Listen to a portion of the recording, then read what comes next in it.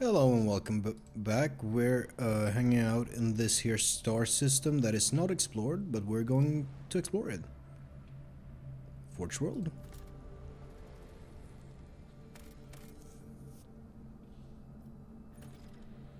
Monastery of the Order of the Hammer. Fascinating. Foulstone? Saving. I just want to check something real quick. Saving. No, there's a quick save.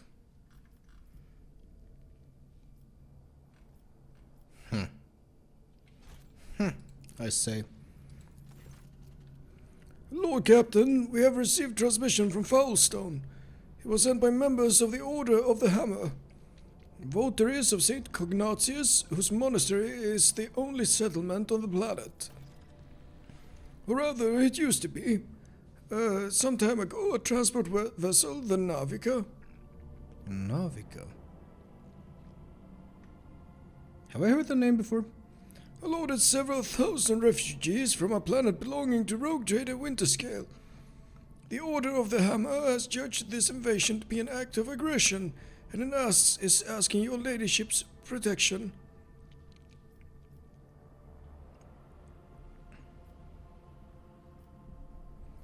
Those people are victims, not invaders. Prepare my shuttle. I shall head to the planet and resolve this conflict. As it please your ladyship. Always one of these. Region, Monastery.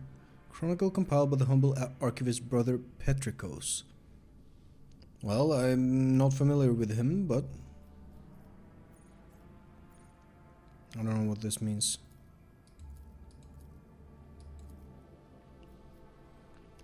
11 days after the feast of the passing of Nicomedes Keith, the champion of faith, disquietude marred the calm of the monastery of the Order of the Hammer. Countless tortured souls, steeped in fear, arrived on Foulstone in a starbark. A great apostasy had befallen their home and turned them into abject wanderers seeking help and refuge. The wicked and cruel captain, the owner of the Navica, had betrayed them. Once the unknowing souls in his care had made landfall on the world's surface, he most deviously recalled his shuttles and left, thus ridding himself of his duty to care to the unfortunate lot. Not knowing how they could survive in Foulstone's grim wastelands, the forsaken people came to the monastery of St. Cognatius, and there they surrounded its walls. They hammered their fists on its gates, and implored and wailed, "Take us in, protect us!" And what once was a place of serenity and grace was now full of din, disorder, and all manner of things despicable. The interlopers brought with them worldly futility and strife. After a prayer, a prelate, Hectarchius, turned his eye to the past in search of instruction. Prelate Hectarchius recalled the first missionaries who set foot on Foulstone's vast wasteland, led by their zeal for serving St. Cognatius. And those missionaries had received the blessing of Nicomedes Keith, the champion of faith who had travelled with them in their starbark, to found in this place a humble and pure abode wherein to cultivate wisdom and piety. And St. Cognatius, a man of great endeavours, a warrior and a wise artificer, never cowered behind the walls of a librarian, but stepped bravely into the darkness, carrying the light in the palm of his hand. And he commanded others to do the same, and not only Foulstone, but many other worlds of the Corona's expanse bear its imprint. And Prelate Hectarchius did welcome the interlopers warmly as his guests, but he did warn his brethren to keep their vigilance. The brethren and sisters of the Order of the Hammer came forth to meet the strangers, carrying water and protein victuals and medicinal herbs and jugs of promethium. But the crowd came to blows over viands, and blood was spilt, and many were trampled or mauled in the stampede, some of them dwellers of the monastery. Then the warriors of the Order of the Hammer donned their flak cowls, inscribed words of praise to the God Emperor on their tactical visors and went forth, ready to render service in battle. With the last guns and bolters they pierced the interlopers, with their chainsaws and power flails they struck them, and a great and bloody harvest was reaped that day. But the interlopers too, scant though their armament was, and scantest their skill in battle, slew many among the monastery's dwellers, for great were their numbers and greater their desperation. The monks fled beyond the walls, and rang the vox alarum, and shut the gate, and commanded the armed guards to keep watch over that gate, slaying any who approached. A quarrel broke out. The hungry and sick lay siege to the monastery, begging for help. In their spite they blocked the water collector and unpowered the generatorium. The faithful, in the meantime, made ready to resist, and a miracle came to pass. The God Emperor sent his champion, his confidant, his right hand, the rogue trader of the blessed House von Valancius. May the light of his grace remain upon it forever. The blessed rogue trader... Let me read the options. No.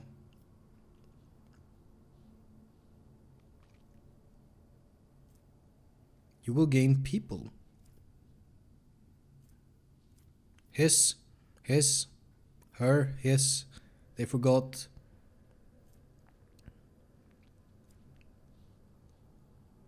Yeah.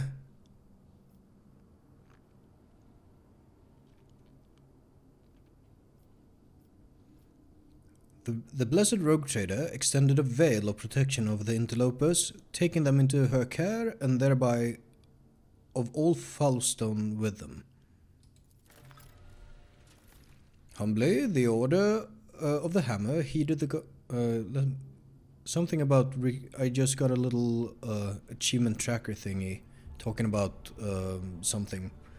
Humbly, the order of the hammer heeded the God Emperor's confidant and unsealed the airlocks, and opened the gate of its abode, and brought forth gifts of virtue to relieve the suffering of the ill-stricken.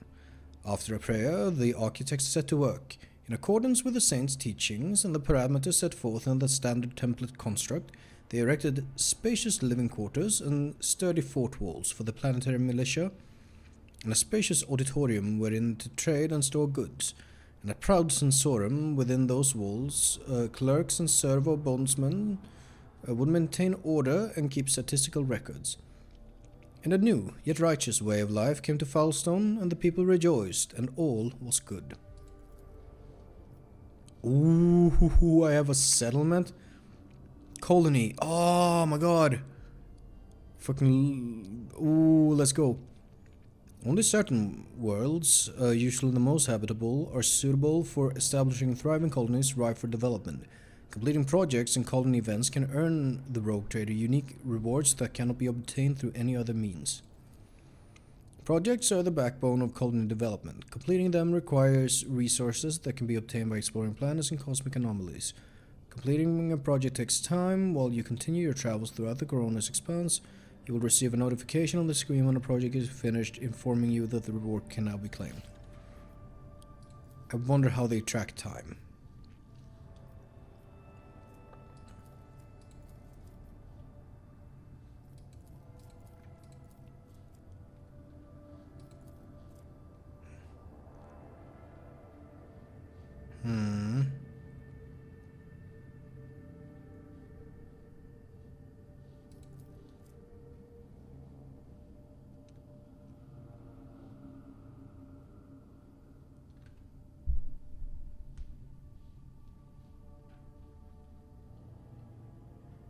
Okay.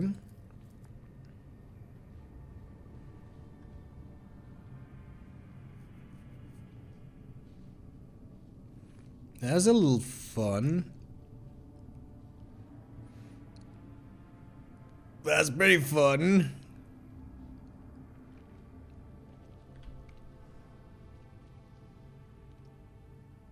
I really enjoy the idea of erecting a statue of me and the Emperor side by side. We'll get holy gifts times 20. We'll get profit factor plus 2. That's pretty good. Complacency.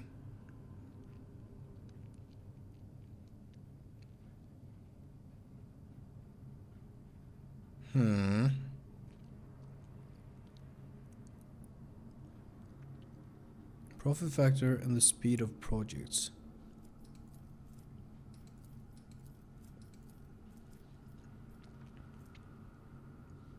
This would get us in the good graces of the Drusians, but I don't really need to be, I think.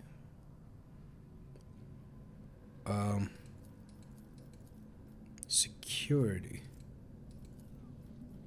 Emperor's Retribution.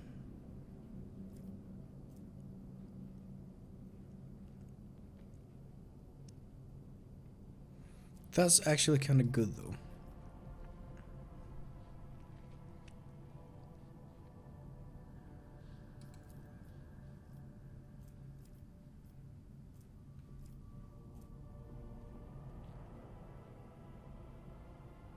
This is gonna get us more profit factor.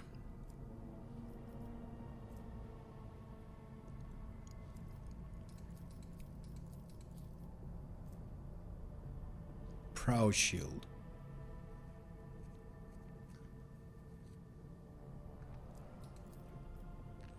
This is a very good general buff. Do we play nice with Ecclesiarchy? That's not the Drusians. And it helps us keep up at least appearances of not being xeno-heretics as I want to be. Fuck it, fine. So that's gonna be on a timer. 0% executed right now. Oh, we are opening up.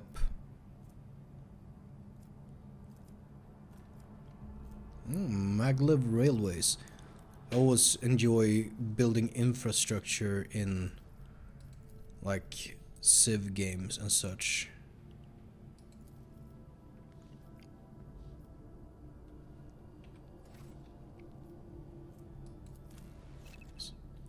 Can manage remotely using the colony management screen. Okay, that's kind of what I was thinking about. So if I go here and I look at this, I can see that it's 0%. It's gonna be turn-based. If I fly all the way over here and I go and look at the projects, I'm just trying to figure out how the system works. No resources. I look at this. I look at this. 0%. I wonder if it's real time. I wonder if it's in-game real time, or like if I were to like quit playing and go to bed and come back tomorrow, would progress have been made? Nothing here either.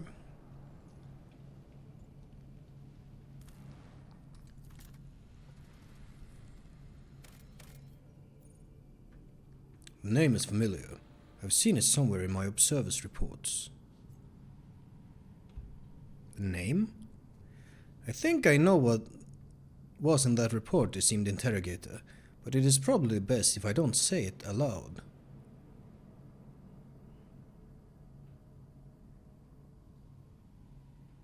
No?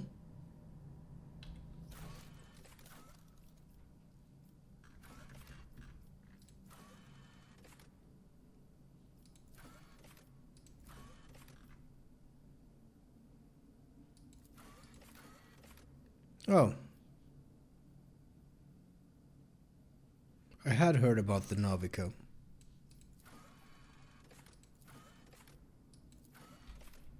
Oh well. As much as I want the plasteel, I don't really want to use one of those things I have quite limited of. So I've been running around, 0% still. I think I want to spend a little time on the bridge before we continue.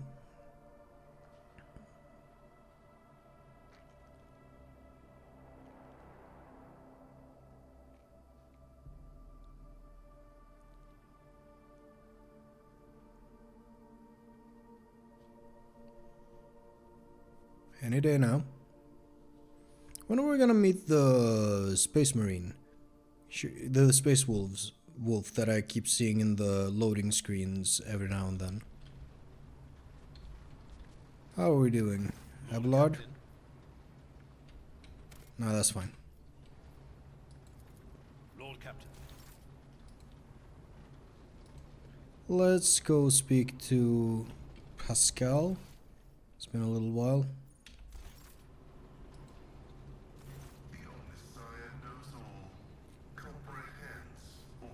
Oh.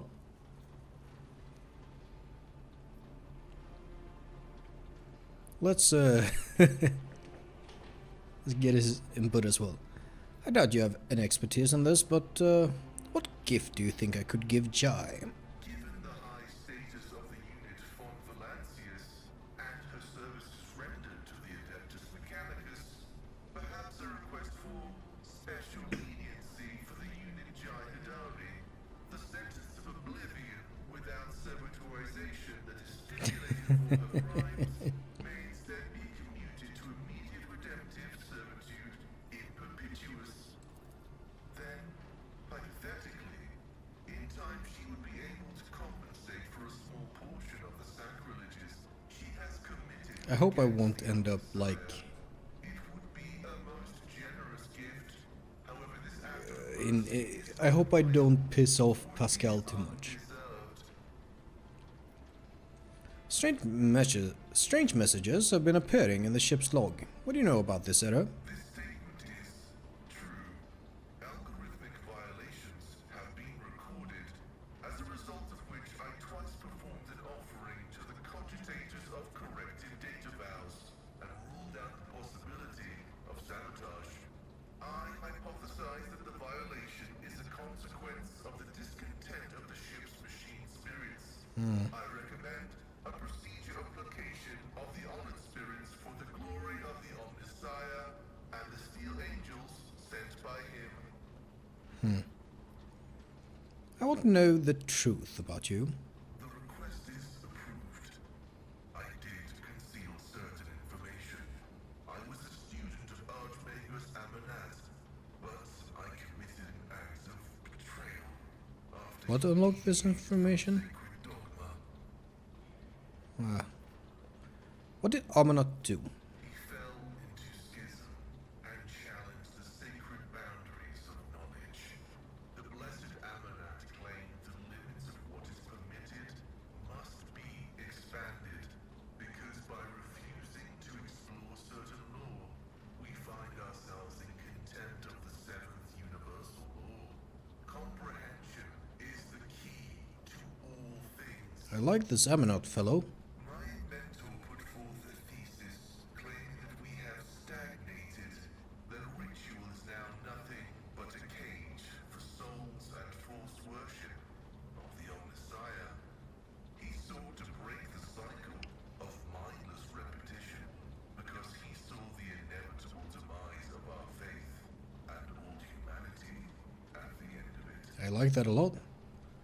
Certain aspects of the Imperium have indeed ossified. Let me just confirm what the fuck ossified means.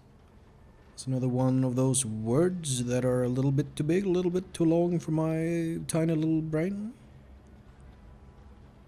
Let me grab my phone there. Bring up the web browser. And I want to know what ossified means. Having turned into bone or bony tissue? Having become rigid or fixed in attitude or position. Certain aspects of the Imperium have indeed ossified. His arguments sound reasonable. This statement is false. My mentor's words sound like heresy. Limits were established because beyond. Each step past them could lead to a bloody slaughter, but the blessed Amonat was not afraid. How did you betray Amonat? The teachings of the blessed Amonat spread, and word of it reached the conclave of the Cognizance fleet. They recognized his teachings as tech heresy. Many tech priests suddenly vanished or were subjected to server penance for minor transgressions. The students of Amonat, whose number included many enlightened and respected brothers, resisted. My prognosis Brothers, he said, not. future Fine. was a schism and a fratricidal war that would destroy the Cognizance fleet. That was when I headed to the conclave. I confessed and handed the information about my mentor's research over to the conclave. Brazen, anathematic studies of the forbidden law. The conclave could use that data to summon Archmagos Amonat to stand trial and compel him to repent on pain of excommunicate traitoris. His subsequent fate is unknown to me. So you betrayed your mentor? This statement is true. However, I took this step out of loyalty to my mentor. He rejected caution and was leading us to a blasphemous war where he would become the first and most important victim. I did not want to witness his destruction and tried to force him to submit. I wanted to return to my mentor and share his fate, but the conclave found me repentant and sent me to the station Alta Templum Calixis EXT-17, where I was to atone for my previous transgressions. You are as good at finding excuses as you are at technology. This statement is false. I, Pascal Hahnemann, fully accept responsibility for my profane acts and betraying the trust of my esteemed mentor. So why did you go to Reichard Minoris? I was summoned there by a message that was encrypted with the blessed Amonat's personal code, and could be interpreted in several ways. One thing was certain: we were in danger, and I had to go to Reichard Minoris. The tech priest named Abel. Who is he? Assessing his personality is difficult. The spirit of Brother Abel is different from that of most people. Tech comrades of the COG call such persons quiet ones. He possesses significant intellect, but shuns communication. I like him. So far, I have not been able to determine why Abel summoned me to Reichard Minoris, how he is related to the blessed Amonat, or why he bears the same name as me. Perhaps Reverend Abel may not be fully able to actualize and interpret the available data. It's quite an interesting fellow. What are you going to do next? I was wrong when I assumed it was the blessed Archmagos Amonat who assumed the guise of Abel Hahnemann. But there is a connection between him and the Reverend Abel, and I intend to uncover the nature of this link. Very well, I have no more questions. I will return to ruminating. May your labors be effective and fruitful. Yeah, fucking just lying there. I don't think I need him to tell me more about the Adeptus Mechanicus. You're fucking just standing around glowing.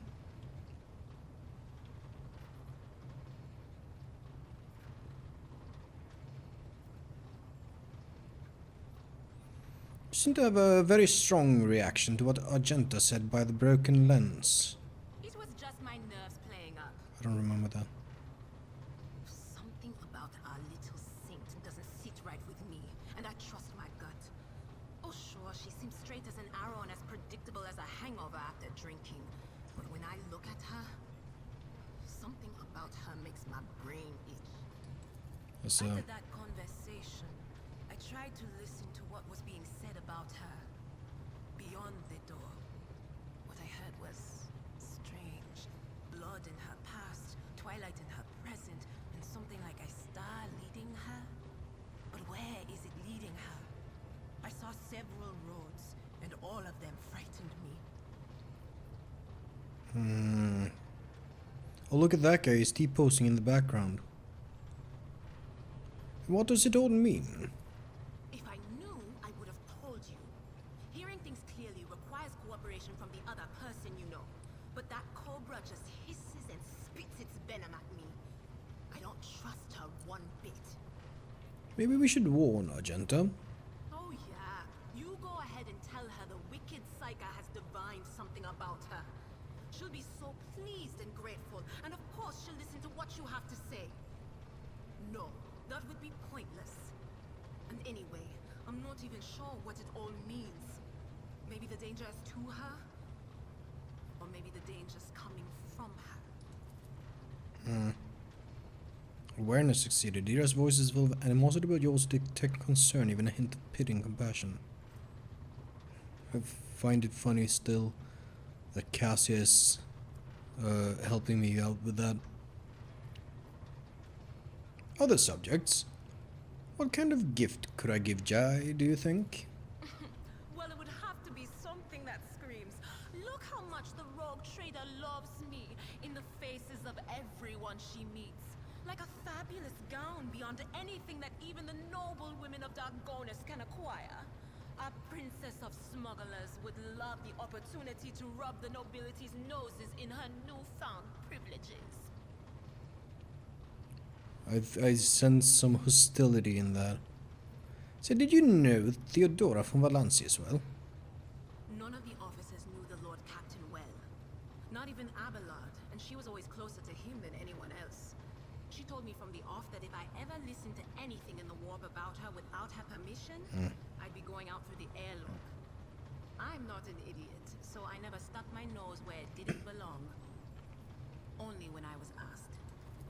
It's hard to wrap my head around the fact that she's gone. Lady von Valancius gave me everything I have. She opened the stars to me and the paths between them. I still think I can hear her voice. I must take my leave. Of course. Who else can we talk to about anything? How are you doing, Heinrichs? You have my complete attention. Not right now. I'm curious about that option though.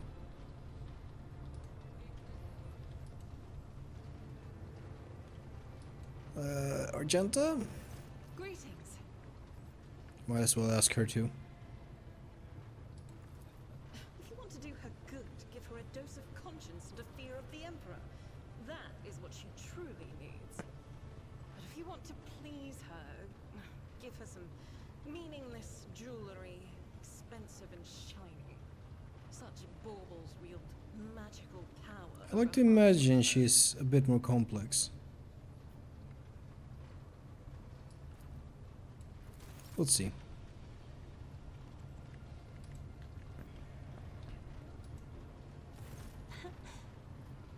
Words cannot describe how That's boring fine. the bridge is without. I have enjoyed. Can I talk to you about anything important?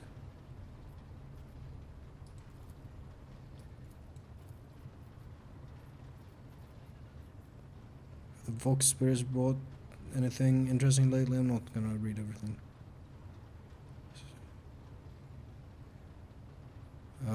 Apparition of the Lord Captain Theodore has been sighted on board lately. Yes, you heard right. Today they say she's haunting the decks, dragging wayward crew members into oblivion. Disquiet has spread throughout the ship, as the anomaly has been reported in different sections, sometimes entire kilometers apart. Sir Heinrich von Kellogg's expressed interest in our communication stations in Voxnest a short while ago. The interrogator appears to be very well versed in the matters of sacred technology. and it worries me. A man of his knowledge and in his line of work is capable of discreetly planting his own devices in our systems. We will be vigilant, Lord Captain, but you should try to be more careful as well. What about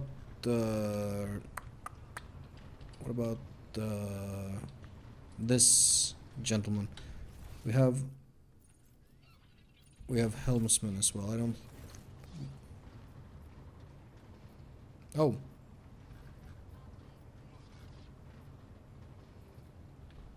And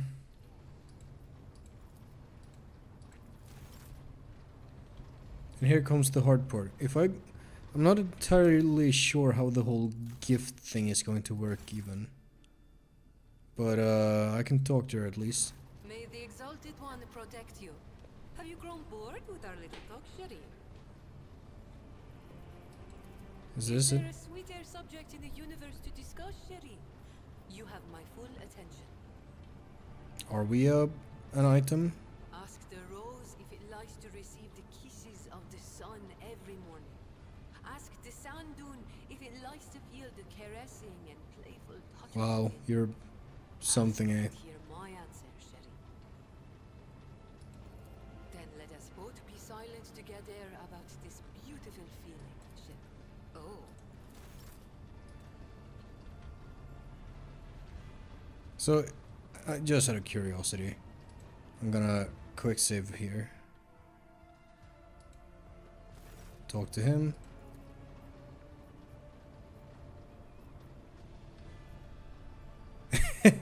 Is she not satisfied with stealing from our coffers?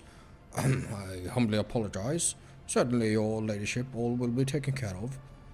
Might I ask what you had in mind for your esteemed companion? Given her conspicuous penchant for luxury, the gift needs to be something remarkable indeed.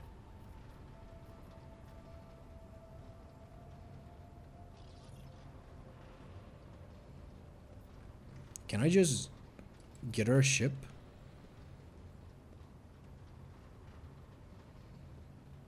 Recently had a stroke of bad luck, now is forced to auction off his clipper, an excellent ship, albeit on the smaller side. I believe it is well within my ability to purchase it before any other takers. So if I do that.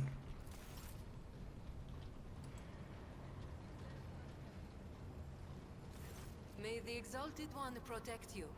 Have you grown bored with our little talk, Sherry? Is there a sweeter subject in the universe to discuss? Then let us both be silent together. I don't know. I guess we bought us a spaceship for cool. I'm excellent at the whole romance thing.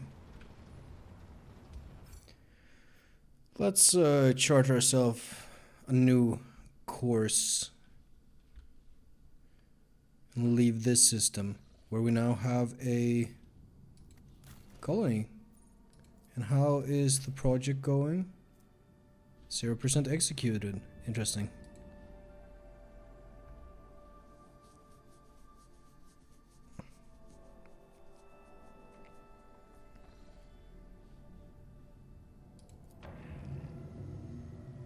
What kind of routes do we have? I have been meaning to go to Omicron.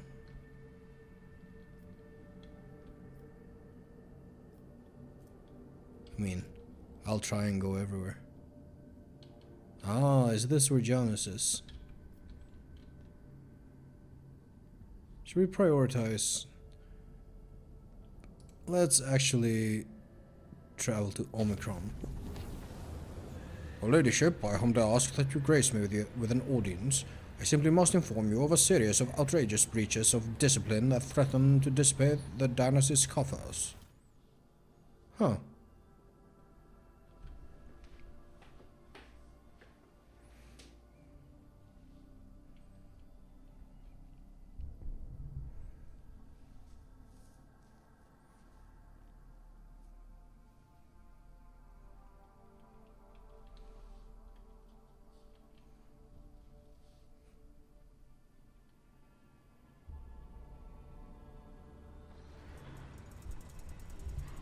The fucking turning chair. Your ladyship, I must report systematic and flagrant attacks on the dynasty's coffers perpetrated by your companion Mistress Hidari. The Emperor as my witness, the worst rumors of her thieving ways proved to be a significant understatement of reality. What crimes has she committed against the treasury? She is extorting bribes and oblations, gifts, favors. For herself in particular, she is exploiting rumors of a connection between herself and your ladyship to unscrupulously gather bribes from all and sundry, hinting at how displeased your ladyship will be to hear if anyone is being uncooperative. I myself have found myself the victim of her attacks with particular frequency due to my position. How much has her chicanery cost us? On a protectorate-wide scale, the astronomical sum she has extorted from us seems negligible and not worthy of notice. Nevertheless, I cannot help but be outraged by her blatant exploitation of your goodwill. Bring the embezzler to me. I'll talk to her. You wish to see me, Shireen?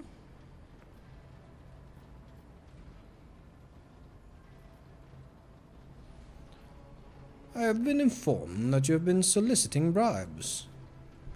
Bribes? What Ashmag besmirched their worm-eaten lips with such scurrilous lie? Actually, don't tell me, I don't even want to hear their blackened name. I never demanded bribes from any of your vassals, but I have willingly accepted the gifts they have offered. Is that a crime? Mistress Hidari is quibbling over semantics. She may not demand anything directly, but she drops heavy hints. Perhaps this isn't about hints, but the habits of a rotten, venal soul, accustomed to doling out bribes left and right and thereby draining the dynasty's treasury.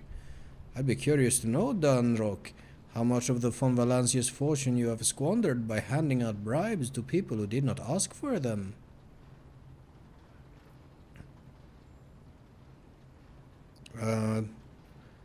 Why do you need such gifts? Do you not receive enough through working with me? I am a businesswoman, Shireen. I extract profit from everything. It's in my nature. When a desert lion catches the scent of blood, he will eat even if his belly is full, for who knows when the next feast will come. And besides, what girl doesn't like receiving gifts? She lowers her abashed gaze to the floor. The High Factotum is worried that you are exploiting your privileged position. The High Factotum should try to worry less. He's not good for the slanderous little heart that pumps blood around his ungrateful carcass. But I am surprised he was not worried before. When he showered me with generous gifts the moment I arrived on board, of course I will not accuse him of trying to buy my favor. The Factotum face changes color to match his jacket, whose collar suddenly appears to be digging into his flabby throat. Dang. However, the source of these blessings dried up as soon as he learned of our connection, Shireen. I considered it profoundly wrong that our affection should have had such an unhappy effect on my material well-being. Therefore, I took it upon myself to remind the High Factotum of his previous largesse. Ooh. So, she does seem to be onto something given his reaction. There's probably at least some manner of truth to what she's saying. And I kind of don't want to confront her, and I definitely don't want to give her whatever she wants. I'm gonna be like this. Danrock the bumbling suitor. You dangle after my companion, and now you're trying to settle the score? Get out of my sight. The High Factotum lets out an incoherent burble, sweeps into deep bow, and hastily beats a retreat. With a vicious smile, Jai remarks within his wake, "Who could ever trust the word of a man who douses himself in perfume to cover up his body odor? Everyone knows that is a sure sign of a soul prone to deceit." I don't know if that was good or not. Can I talk to them?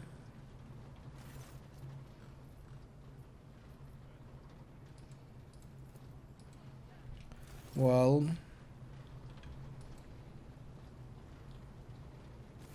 May the Exalted One protect you. Have you grown bored with our little talk, Shireen? is my server skull saying weird things?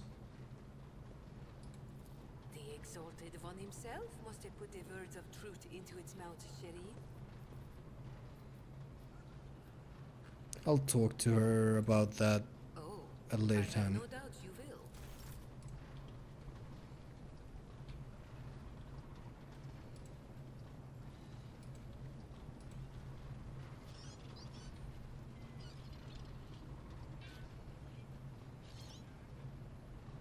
I hear some noise. Oh well.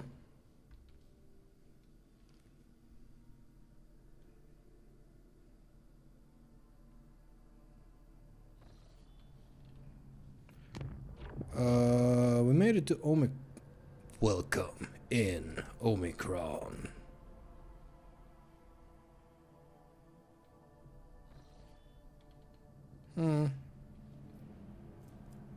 Oh well, when we come back next time, we'll explore this here star system as well.